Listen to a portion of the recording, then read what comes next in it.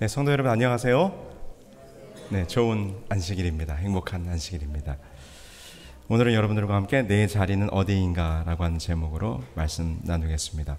오늘 주제 성구는 사도행전 1장 25절에 있는 말씀이에요. 제가 다시 한번 읽겠습니다. 봉사와 및 사도의 직무를 대신할 자를 보이시옵소서. 유다는 이를 버리옵고 제 곳으로 갔나이다. 심리적 관성이라고 하는 것이 있습니다. 심리적 관성. 여러분, 근데 이게 참 무서운 거예요. 여러분, 관성의 법칙 아시죠? 관성의 법칙이란 물체의 운동 에너지가 진행되는 방향으로 계속해서 움직이려고 하는 성질. 그게 이제 관성의 법칙이에요. 예를 들면 여기 그림 속에 있는 것처럼 여러분들이 버스를 타고 가십니다. 버스와 함께 여러분들의 몸이 한쪽 방향으로 빠르게 움직이고 있죠. 근데 갑자기 버스가 급정거를 하게 됩니다. 그때 여러분들의 몸이 어떻게 됩니까? 원래 진행하던 방향으로 갑자기 몸이 확 쏠리게 되죠. 왜 그런 거예요? 내가 가려고 하는 방향으로 계속 가려고 하는 성질이 저에게, 우리 몸에 있기 때문이죠. 이것이 관성의 법칙이에요. 다른 의미로는 물체의 에너지가 제로인 경우에, 그러니까 움직이지 않고 가만히 있었던 물체는 계속 어떻게 하려고 할까요? 움직이지 않으려고 하는 것도 역시 관성의 법칙이에요. 그래서 여러분들이 버스가 이렇게 딱 급정거했다가 갑자기 또 차가 딱 출발하게 될 때 여러분들의 몸은 또 어디로 쏠리게 됩니까? 뒤쪽으로 쏠리게 되잖아요. 왜요? 내가 계속해서 가만히 멈추어 있으려고 하는 성질이 우리 몸에 있었기 때문이죠. 이게 바로 이제 관성의 법칙, 이제 물리학에서 나오는 거죠. 그런데 이런 관성의 법칙이 우리의 심리, 우리의 마음에서도 똑같이 일어난다고 하는 것입니다. 이게 무슨 말인가? 우리는 늘 하던 대로, 내가 해왔던 대로 나에게 익숙한 모습으로 살아가길 원한다고 하는 거죠. 그래서 여러분, 이 원초적 관성의 노예라고 하는 책에 보면 심지어 뭐라고까지 얘기하는가 하면 인간이 정말 자유의지의 동물인가? 그렇지 않다는 것입니다. 우리는 늘 해왔던 그 익숙한 모습에 우리의 선택이 이렇게 복종되고 있다는 이런 얘기를 하더라고요. 그래서 여러분, 새해가 되어 아무리 새로운 결심을 해도 그 새로운 결심이 며칠 만에 끝나고 말아요. 작심 3일이라고 하는 말이 있을 만큼 우리가 뭔가 새로운 모습으로 살아가려고 뭔가를 바꿔보려고 노력하지만 그게 잘 안 된다는 거죠. 왜요? 그냥 해왔던 일이 너무 익숙하니까, 그것이 편하고 그것이 몸에 배어 있기 때문이니까요. 그래서 우리는 항상 자꾸자꾸 우리 자신의 본래의 자리로 돌아가는 경향을 가지고 있다고 하는 것입니다. 이것이 심리적 관성에 대한 이야기로 설명될 수 있을 것 같아요. 그래서 우리가 늘 그리스도인으로서 이런 고민하며 살잖아요. 이렇게 살면 안 되는데, 말씀도 더 많이 보고 기도도 더 많이 하고 교회 일도 더 열심히 하고 그렇게 해야 되는데 뭐는 있어요? 다들 마음은 있으시잖아요. 네, 그런 마음도 없으십니까? 네, 그러면 큰일인데. 네, 그런 마음은 있으시죠? 근데 더 열심히 하고 더 열심히 헌신하고 봉사하고 말씀도 열심히 보고 기도도 열심히 해야지 하는 마음은 있는데 여전히 자꾸자꾸 제자리로 돌아가는 것입니다. 죄된 옛 모습의 자리로. 주님께서 너의 자리를 버리고 따라오라 하시는데 자꾸 돌아 자신의 자리로 되돌아가는 맴돌이 같은 신앙을 우리가 하고 있다고 하는 것입니다. 아마 그런 고민들을 우리가 지난 한 주도 하면서 보내지 않았나 생각이 듭니다. 지난 안식을 말씀으로 결심하고, 그래, 다가오는 한 주는 주께로 좀 더 가까이 나아가는 삶을 살아보자 결심하며 시작했는데 어느덧 한 주가 휘딱 지나가서 금요일 저녁 안식일을 맞이하면서 한 주를 돌아보니까 여전히 어때요? 여전히 변화되지 않고 과거의 옛된 자리에 머물러 있는 우리의 모습을 발견하게 되는 거죠. 그래서 여전히 우리는 자신의 옛 자리로 자꾸만 돌아가려는 우리의 모습을 보게 됩니다. 또 그런 부담감을 가지고 또 이 자리에 나오게 되는 거죠. 그래서 저는 오늘 이 사도행전 1장을 통해서 우리가 가야 할 나의 자리는 어디인가, 이 이야기를 좀 함께 살펴보려고 합니다. 우리는 사도행전 1장, 오늘 이제 우리가 살펴볼 것은 사도행전 1장에 나오는 사건인데요. 가롯 유다를 대신해서 사도를 보선하는 초대교회 최초의 이 선거위원회 모습을 보게 됩니다. 그래서 오늘 이 시간에는요, 여러분들과 함께 나누려는 말씀은 왜 초대교회가 이 사도의 자리를 보선하게 되었는지에 대한 이야기를 함께 나누면서 그 배경 속에 등장하는 두 사람의 인물을 좀 비교하여 살펴보려고 합니다. 누구와 누구일까요? 하나는 베드로고 또 다른 하나는 가룟 유다입니다. 여러분, 이 두 사람에게는 공통점이 있었어요. 무슨 공통점이 있었는가 하면 예수님을 따르던 제자였죠. 똑같이. 그런데 또 다른 공통점은 그들이 따르던 예수 그리스도가 십자가에 죽으신 이후에 이 두 사람은 모두 각자 자기의 자리로 돌아가 버렸던 사람들이었다고 하는 것입니다. 먼저 베드로의 모습을 한번 보실까요? 요한복음 21장 2절로 3절에 보면 이렇게 기록됩니다. 시몬 베드로와 디두모라 하는 도마와 갈릴리 가나 사람 나다나엘과 세베대의 아들들과 또 다른 제자들이 함께 있더니 시몬 베드로가 나는 물고기 잡으러 가노라 하매 저희가 우리도 함께 가겠다 하고 나가서 배에 올랐으나 이 밤에 아무것도 잡지 못하였더니. 예수님의 십자가 사건 이후에 베드로는 어디로 돌아갔어요? 갈릴리 바닷가로 돌아갔어요. 그의 본업이 무엇이었습니까? 그가 예수님을 따르기 전에 하던 일이 뭐예요? 어부였어요. 예수님께서 처음 그를 부르실 때도 그는 갈릴리 바닷가에 있었습니다. 그곳에서 그물을 던지고 있을 때 예수님께서 나를 따라오너라, 내가 너희로 무엇을 낚는? 사람을 낚는 어부가 되게 하리라. 그래서 베드로는 그 즉시로 그의 생업에, 그의 인생의 전부였던 그물을 버리고 누구를 또 쫓았습니까? 예수 그리스도를 따르는 제자가 되었어요. 그런데 오늘 이 장면 속 예수님의 십자가 이후에 나타나는 그 베드로의 모습은 그가 다시 어디로 돌아갔습니까? 갈릴리 바닷가로 돌아갔어요. 여기 표현해 보니까 베드로는 뭐라 그래요? 나는 물고기 잡으러 가노라 하매. 시대 소망에 보니까 갈릴리 바닷가로 돌아간 이 베드로와 그의 제자들에게 무엇이 필요했는가? 그들은 음식과 의복이 필요했다. 설명하기를 하루 저녁만 고기를 잘 잡으면 이 모든 것이 해결될 수 있었다. 그들이 지금 당장 삶의 현장에서 무엇이 필요한 것입니까? 의복과 먹을 것이 필요했어요. 그래서 그것을 해결하기 위해 어디로 나아간 것입니까? 배를 띄우고 그물을 던지러 나아간 거예요. 그물을 버리고 자신의 인생을 걸었던 예수 그리스도, 그 예수님이 죽으신 이후에 베드로는 다시 어디로 돌아갔습니까? 그가 원래 머물렀던 자리 갈릴리 바닷가로 다시 돌아가 버리고 말았어요. 또 한 사람, 누구예요? 예수님 십자가 이후에 자기 자리로 돌아간 또 한 사람이 있습니다. 사도행전 1장 25절에 보면 오늘 우리가 찾은 주제 선고죠. 봉사와 및 사도의 직무를 대신할 자를 보이시옵소서. 유다는 이를 버리옵고 어디로 갔나이다? 제 곳으로 갔나이다. 자기의 곳으로 돌아갔나이다. 바로 우리가 살펴보는 이 오늘의 사건, 초대교회 최초의 선거위원회, 사도를 보선하는 일을 시작하면서 설명하기를 원래 사도였던 가롯 유다는 그 사도의 귀한 직분을 버리고 어디로 돌아갔다고요? 그의 자리로, 자신의 장소로 돌아갔다고 지금 베드로가 설명을 하고 있는 것입니다. 네, 여러분, 베드로가 이 가룟 유다가 예수님을 배신하고 돌아간 이 사건에 대해서 설명하기를 이미 유다의 배신이 어디에? 구약 성경에 예언되어 있음을 언급하면서 설명을 해요.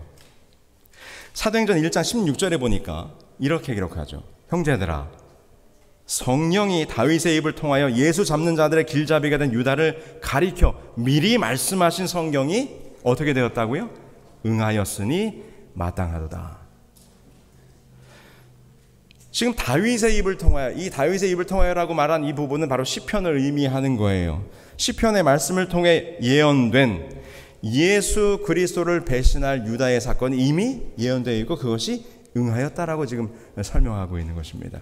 그러면 지금 언급하고 있는 이 시편은 어디일까요? 사실 이것에 대해서는 예수님께서도 미리 말씀하신 바 있어요. 요한복음 13장 18절이죠. 그러나 내 떡을 먹는 자가 내게 발꿈치를 들었다 한 성경을 응하게 하려는 것이니라. 네, 나와 함께 떡을 먹는 자가 나를 대적하여 그의 발꿈치를 들었다 함이라. 이 구절에 대하여 예수님이 이미 언급했어요. 이것이 어디에 나와 있는 것입니까? 시편 41편 9절에 나와 있는 말씀이죠. 여기 기록하기를 나의 신뢰하는 바 내 떡을 먹던 나의 가까운 친구도 나를 대적하여 그 발꿈치를 들었나이다. 누구의 시편인가 하면 다윗의 시편이에요. 여기 보니까 나와 함께 상에서 함께 떡을 먹던 내 친구가 어떻게 해요? 나를 대적하여 무엇을 들었습니까? 발꿈치를 들었나이다. 여러분, 이 발꿈치를 들었다는 말은 당시에 가까운 사람의 배신의 행위, 그리고 나를 적대하는 자의 모습을 묘사하는 그런 관용적인 표현이에요. 발꿈치를 들었다가 왜 그런 의미일까요? 여러분, 이 말이든지 소나 양이 이 적을 대적 공격하기 위해서 어떻게 합니까? 뒷발에 힘을 주고 뒷발을 들어서 차는 공격을 하잖아요.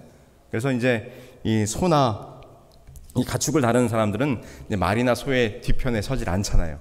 어디에 맞을 수 있으니까 뒷발꿈치에 맞을 수 있기 때문에. 그래서 여러분, 지금 발꿈치를 들었다는 말은 그가 나를 향하여 공격하고 나를 배신하고 나를 공경에 빠뜨리려고 한다는 그런 표현을 지금 하고 있는 것입니다.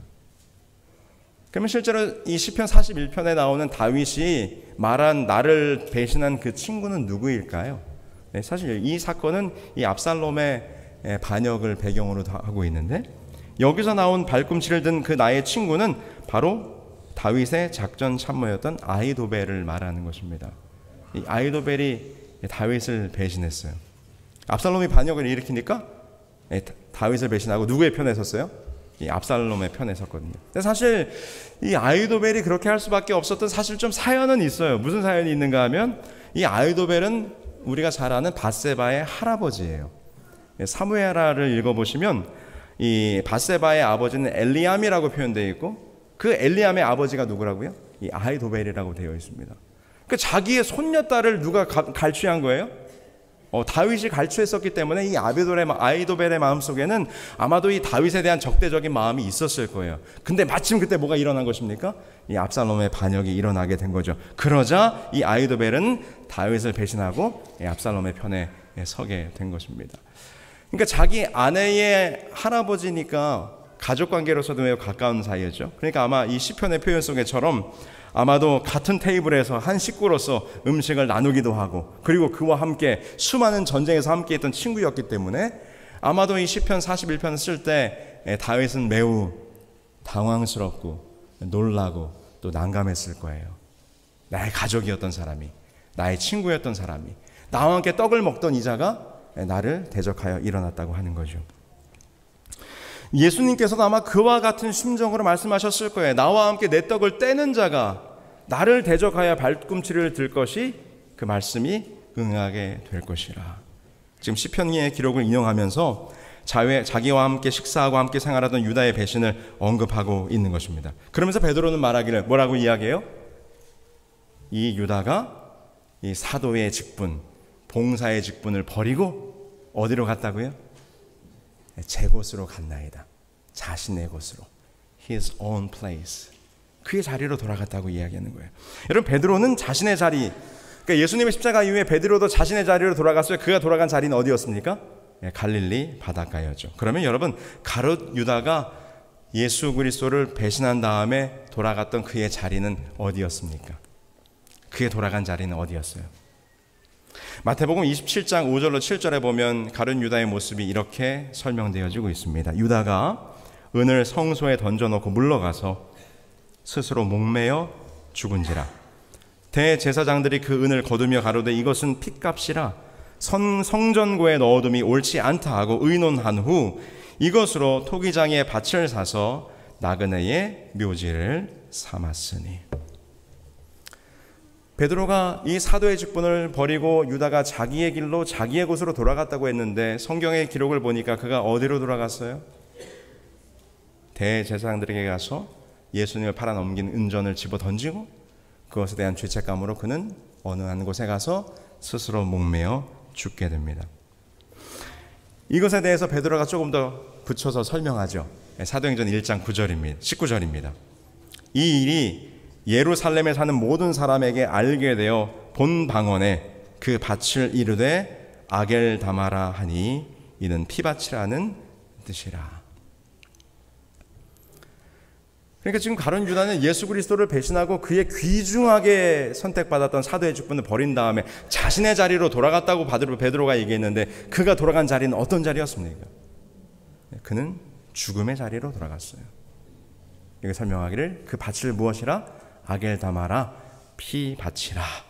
여러분, 아무런 소망이 없는 그 죽음의 자리, 그 죽음의 자리로 가룟 유다는 돌아가고 말았습니다. 여러분, 사실 그 죽음의 자리는 누구의 자리일까요? 사실 우리 모두의 자리이죠. 죄인의 운명의 끝은 바로 죽을 수밖에 없는 것이기 때문에, 여러분, 예수님 없이 사는 인생, 예수님을 버리고 떠나간 자의 운명, 그것은 죽음뿐인 것이죠. 지금 가롯 유다가 돌아간 자리는 바로 그 죽음의 자리인 것을 우리는 성경을 통해서 발견하게 되는 것입니다. 지금 여기 이제 두 인물이 다 자기의 자리로 돌아갔어요. 베드로는 어디로요?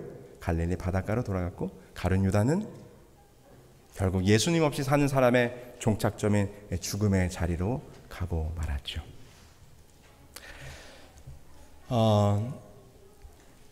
조금 나이가 이제 드니까요, 건강에 대한 염려가 생깁니다.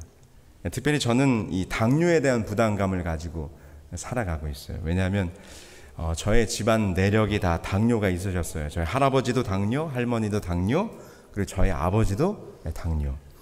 그래서 항상 아버지하고 전화를 하면 아버지가 늘 묻는 말이 있습니다.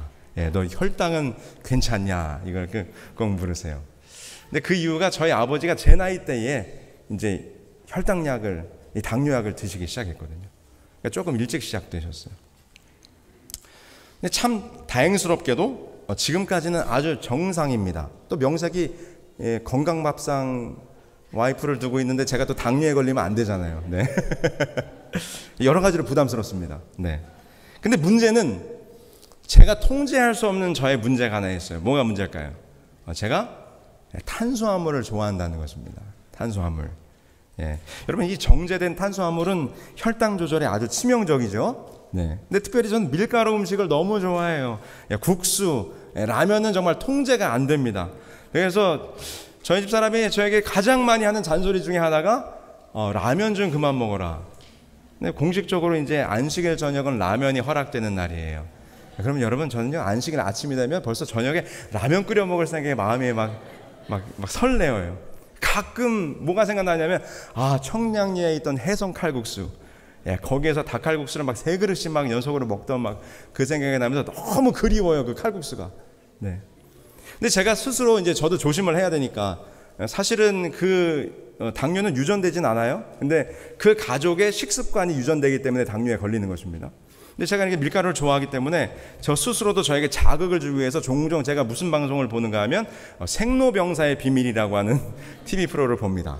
그런데 그곳에 보면은 이제 이 탄수화물에 중독된 사람들에 대한 이야기가 나와요. 근데 제가 한 방송을 보니까 참 제가 봐도 대단합니다. 한 60대 초반의 아주머니인데 아침 식사를 아주 거하게 차려 먹습니다. 근데 그리고는 이제 그분의 하루의 삶을 이렇게 스케치를 해주는데, 어떻게 시작되는가 하면 아침 식사를 먹고 남편을 출근시킨 다음에 그 다음에 이 아주머니가 하는 일상이 뭘까요?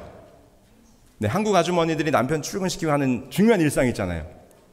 네, 아침 드라마를 보는 겁니다. 네, 소파에 앉아서 이제 아침 드라마를 딱 틀어놓고 바로 조금 전에 아침 식사를 했는데 뭘 먹어요?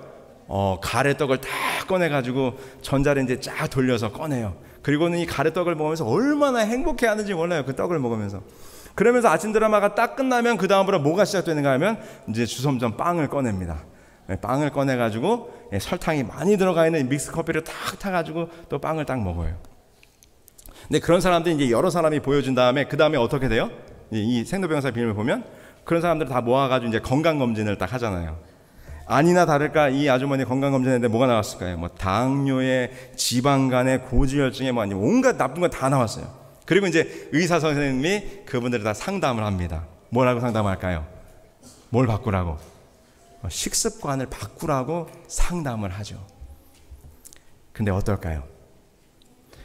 그렇게 먹으면 안 된다는 것을 알면서도 멈출 수가 없는 거죠.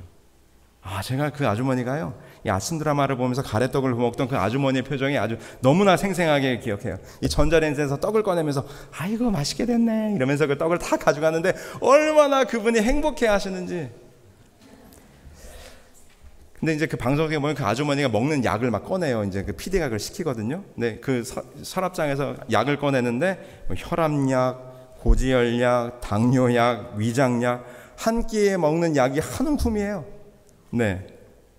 근데 그렇게 약을 먹으면서도 의사가 식습관을 바꾸라고 권면했음에도 불구하고 어떻게 되는 것입니까? 멈출 수가 없는 거예요. 그렇게 먹으면 안 된다는 것을 알면서도 그렇게 살면 건강이 위험하고 무서운 병에 걸리고 몸이 망가지고 생명의 위협을 받을 수 있다는 것을 알면서도 멈출 수가 없는 거죠. 삶의 관성이 그만큼 무서운 것입니다. 근데 여러분, 그것이 우리 죄인들의 모습이지 않습니까? 우리가 늘 마음속으로 이렇게 살면 안 되는데, 이렇게 살면 안 되는데, 그런 마음이 있는데 이 죄의 관성을 멈출 수가 없는 것입니다. 그냥 내가 살아왔던 그 죄된 습관이 너무나 익숙하고 편하고 그렇게 살아왔기 때문에 그것을 내 스스로는 멈출 수 없는 그런 신앙적 갈등을 우리가 하며 살아가잖아요. 그래서 맹안시기를 결심하고 다음 주엔 좀 더 하나님께 가까이 가는 삶을 살아보리라 결심하지만 여전히 돌아 다시 어디로 가고 있어요? 나의 죄된 과거의 자리로, 내 죄된 모습의 자리로 다시 돌아가고. 여러분, 말씀을 많이 읽어야지 결심하는데 한 주일이 지나서 교회 가려고 안식일에 성경을 펴보니까 여전히 어디예요? 일주일 전에 펴두었던 성경의 그 자리. 네. 기도해야지. 기도하며 살아야지. 근데 여러분, 돌아보니 어떻습니까? 여전히 기도보다는 걱정과 근심으로 상황을 한탄하며 걱정하고 있는 내 모습을 바라보게 되는 것입니다. 열심으로 교회를 섬겨야지, 더 성도들과 마음을 같이 해야지 생각은 있지만 1년 전 모습이나 2년 전 모습이나 10년 전 모습이나 우리들의 모습이 달라지지 않고 여전히 제자리에서 맴돌이하고 있는 우리들의 모습을 우리가 발견하게 되는 거예요. 여전히 우리는 지난 한 주 동안도 다시금 우리의 자리로 돌아가는 우를 범하면서 한 주를 보내지는 않았는지 우리가 생각해 보게 되는 것입니다. 바로 가룟 유다가 돌아간 자리는 예수님의 직분을 버리고, 예수님을 배반하고 그 사도의 직분을 버리고 돌아간 자리는 결국 어디였어요? 죽음의 자리였습니다. 아겔다마 피에밭. 그것이 예수님을 떠나간 자의 마지막 자리일 수밖에 없음을 우리는 유다를 통해서 보게 되는 거죠. 자, 우리는 방금 예수님을 떠나서 자기의 자리로 돌아갔던 두 사람의 모습을 보았습니다. 근데 여러분, 이 두 사람이 서로 각자 자기의 자리로 돌아가긴 돌아갔는데 여기서부터 이제 하나의 차이점을 발견하게 돼요. 두 사람의 모습 속에서. 사실 두 사람이 자기의 자리로 돌아가긴 돌아갔지만 이 두 사람이 돌아간 자리는 사실 서로 달랐습니다.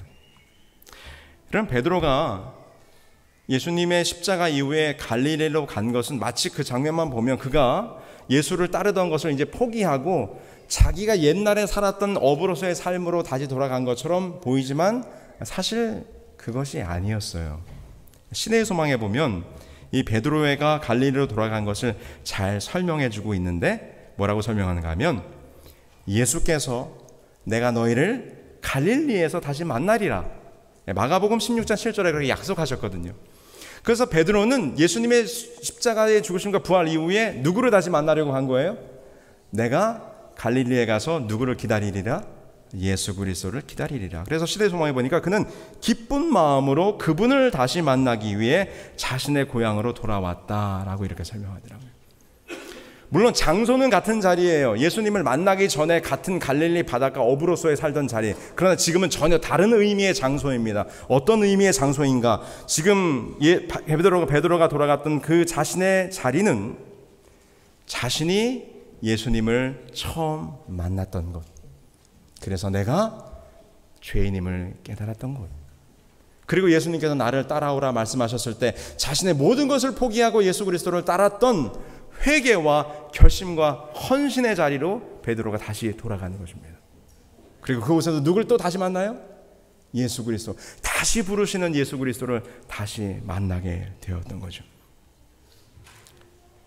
비록 베드로가 가룟 유다처럼 예수님을 배반하는 우를 잠깐 범했지만 그는 회개와 헌신의 자리에서 예수 그리스도를 다시 만남으로 그가 자칫 잃어버릴 수도 있었던 이 사도의 직분을 다시 회복하게 되는 것입니다. 사도행전 1장 15절에 모인 무리의 수가 한 120명이나 되더라. 그때에 베드로가 그 형제 가운데 일어서서 가로되. 사도행전 1장의 이 장면 속에서 이 베드로가 그 회중 가운데서 일어나서 이 초대교회의 리더로서 역할을 하는 모습이 기록되어 있어요. 그 교회의 모습을 다 치리하고 그 회의를 이끌고 리더로서의 역할을 담당하는 것입니다. 그가 다시 사도의 직분의 자리로 돌아오는 거죠. 그가 처음으로 주를 만났던 그분을 따르기로 결심한 바로 그 자리로 사도의 직분으로 다시 회복되게 된 것입니다. 근데 여러분, 유다는 같이 베드로처럼 예수님의 자리를 떠났지만 어떻게 되었습니까? 그는 그의 자리인 사도의 직분을 영원히 잃어버리게 되고 맙니다. 사도 베드로가 이렇게 이 유다에 대해서 계속해서 말해요. 사도행전 1장 20절에 시편에 기록하였으되 그의 거처를 황폐하게 하시며 거기 거하는 자가 없게 하소서 하였고 또 일렀으되 그의 직분을 타인이 취하게 하소서 하여도다. 계속해서 지금 베드로가 이 구약의 말씀을 인용해서 얘기하죠. 저는 이 부분을 읽으면서 이 베드로가 어떻게 이렇게 구약에 대해서 깊이 이해하고 그 말씀들을 알고 있었는지 모르겠어요. 참 놀라워요. 여기 지금 가룟 유다를 얘기하면서 그의 거처가 황폐하고 그의 직분을 이제 타인이 취하게 하소서 이 말을 하고 있잖아요. 이 구절이 지금 어디에 나와 있습니까? 시편에 다 나와 있어요. 69편과 109편에 저희 거처로 황폐하게 하시며 그 장막에 거하는 자가 없게 하소서. 그 연수를 단축해 하시며 그의 직분을 타인이 취하게 하소서.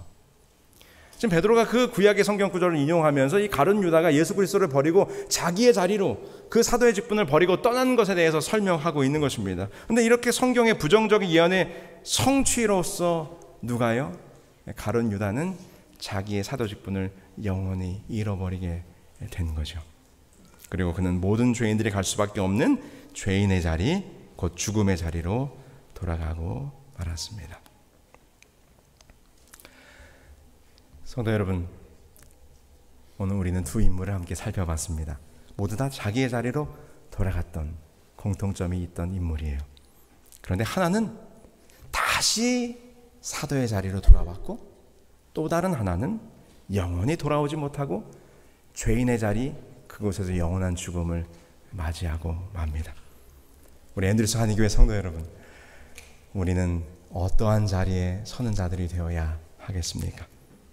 여러분들의 자리는 지금 어디에 계신가요?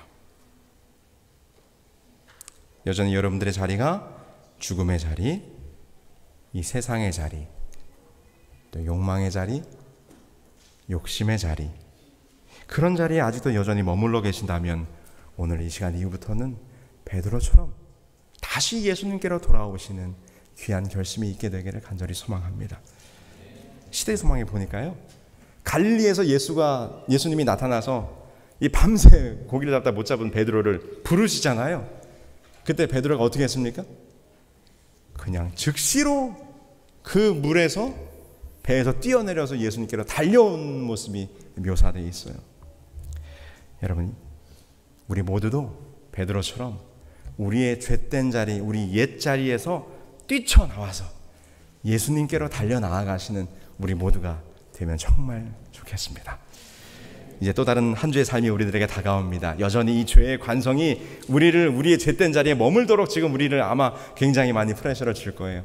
네, 여러분, 오늘 다가온 이 한 주의 삶은 여러분의 자리가 항상 주님과 동행하는 자리가 되기를 간절히 소망합니다. 우리를 부르시는 그 귀한 직분에 부르시는 그 예수님의 부름에 응답하여 예수님과 함께 그분과 함께 나아가시는 저와 여러분들에게 바라면서 오늘 말씀을 마치겠습니다.